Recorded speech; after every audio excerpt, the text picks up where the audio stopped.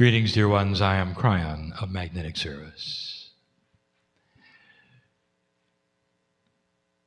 The real message that I had for all of you was given this morning. But it has to do with the unknown, does it not? That there is a system that you have within yourselves which hides. A consciousness of the body that stands ready to assist you. Should you wish to start a process of what I would call not enlightenment, but of becoming bigger in what you know. Bigger in what you know. That pulls you forward and shows you things, that puts you in the right place if you listen. Now, this is hidden from you. As much is hidden from you. This particular channel, this evening, will not be an endurance event. In fact, it's a fun one, if you want to use that word for myself. Now, my partner doesn't know where we're going here. And if he did, he probably would not want to go there. Because it begs controversy within anyone who is listening, reading. But I've got to say the things that I've got to say. Here is the premise of tonight's teaching. Everything that you judge on this planet comes from the resource of what you know. And that then biases the result of the judgment. Every decision you make about what you find in history, every decision goes through a logic process, an intellectual process, one that is honored, perhaps even the scientific process, based upon only what you know. And that then brings you to conclusions that are often as wrong as they can be. There is no mysteriousness to this. It is absolutely agreed that this is the best you can do. How can you come to any other decisions based upon things that you might not know or be aware of? But what I want to tell you, dear human beings, that in this modern age, in this culture today, you don't know much. You don't know much about what is out there, what happened historically. You don't know about the past cultures who've never left you anything to look at. You don't know about the things that you just assume were certain ways because you're using your logic and today's reasoning to judge the past. And so I want to bring up some examples, and this is fun for me. If you can use that word, it's delightful for me because I get to expose some things for you to think about because of what you didn't know. So let me start with an example that you will understand completely. I'm going to label this lesson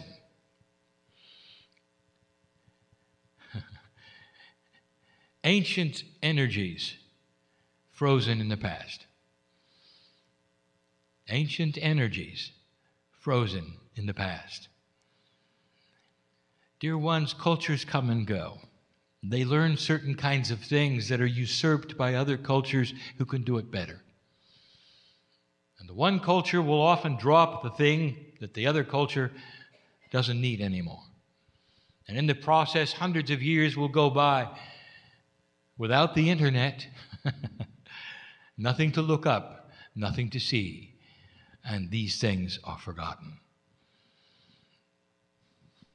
Imagine for a moment you're a caveman. Imagine for a moment that as a caveman, you come across a capsule from the future. And in that capsule, and my partner is giving me this now because he knows where this is going. In that capsule is a Sony Walkman. Now this is an audio cassette player. What does the caveman think of it? Has no idea. Absolutely no idea. Has no concept of what it might be. None. Now turn the page. You have a 7 or 8-year-old at home, and you give them a package, and in it is a Sony Walkman. They will have no idea what it is. And if you told them that it was a music player, they still would have no idea. They'd push the buttons, they'd open the case, they would look at it, and there would be a frown. No concept. And then if you went so far as to tell them what it was and what it did and show them a cassette that actually could create and contain an entire album of music, they would roll their eyes.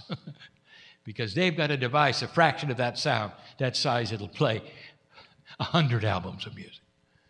It's not in their consciousness. They have never seen it. The cassette player, frozen in time. The ancients don't know what it is, and the kids don't know what it is. What's going to happen to that? If you removed the internet, it would be lost. The whole process of what took place in those years that would play music in that fashion, the technology, the reasoning, the science would be gone.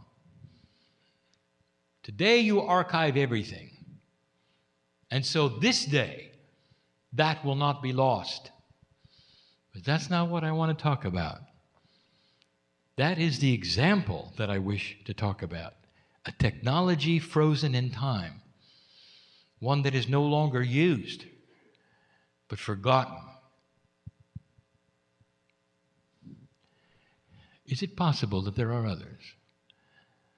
And I don't want to talk about technology now. I would like to talk about processes, cultures, beliefs, what you don't know. Now, your DNA is not working very well, less than 40%. And so when you see certain kinds of things, you're not able to pull on the akasha. You can't go in and get the truth. You can only make decisions based on what you know. There's a place on this planet where the indigenous have created roads that go nowhere. First discovered from the air, they are so long, they are so straight, they are so accurate, and they go nowhere. And you take a look at the craftsmanship that went into them, and you can even see some of them were paved beautifully. Straight as you can make it.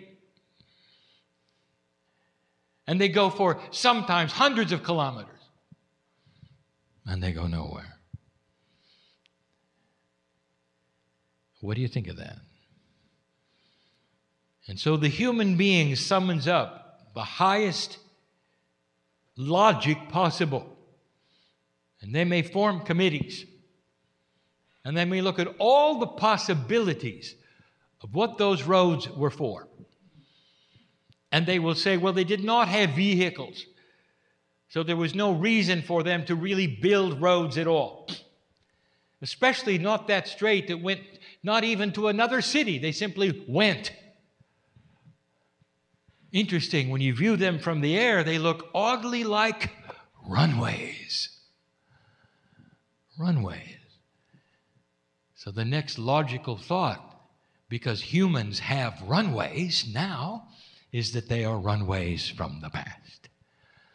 The next logical thought is that they exist because something needs runways. What is it? Flying craft. Aliens. Do you see the logic here? Do you understand what I am saying? That you, as human beings, are viewing that culture from your point of view and not theirs. So there is an entire group of humanity that looks at the long roads, we won't even identify them, created by the ancients, and you will say they were runway, those from the stars. So I'll tell you what they are, and I'll tell you the folly of what you decided they are, and that's fun for me. Not fun for my partner, fun for me. First of all, does it make sense to you that a craft from the stars that would have to know about interdimensional travel, that would come through interstellar space, would need a runway? You haven't thought of that, did you? I want you to go back to that culture, because you don't know what they faced. You don't know what they were doing. This is a place on earth right now that is barren. Nothing grows there, but that's not where it was when they were there. It was flourishing. But as the rain stopped, in their culture, their God told them to build a road. And they did. And they didn't question it. And the longer the road was, the higher the honor was to their God, who would then give them rain. And it never came. And they built, and they built, and they built. And they built it as perfect as they could. And the longer the road, the better chance they had of rain. And it never came. Little by little, they died out until the last one was gone, leaving only the road. That's the truth. Did you know that? Did you know about their God? Did you know about their culture? Did you know about their weather? Did you know any of the things? And the answer is no. Frozen in time, lost in history, never written down without an internet, leads you to only think about the things that you understand in your culture, because you have aircraft. They had to be runways. That's just one of so many things, dear ones. There is a reason why I'm giving you this, and you're going to see it in a moment. Geology is much the same. We've discussed this before.